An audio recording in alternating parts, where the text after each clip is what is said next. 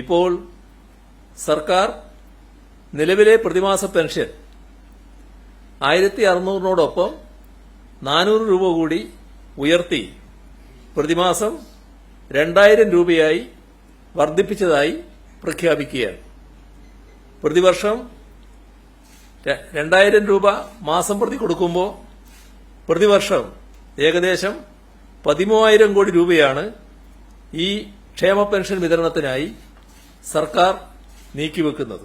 സാമൂഹ്യക്ഷേമ പദ്ധതികളിൽ ഗുണഭോക്താക്കൾ അല്ലാത്ത ട്രാൻസ് വുമൺ അടക്കമുള്ള പാവപ്പെട്ട കുടുംബങ്ങളിലെ സ്ത്രീകൾക്ക് എല്ലാ മാസവും സാമ്പത്തിക സഹായം ഈ പദ്ധതിയിലൂടെ ഉറപ്പാക്കും.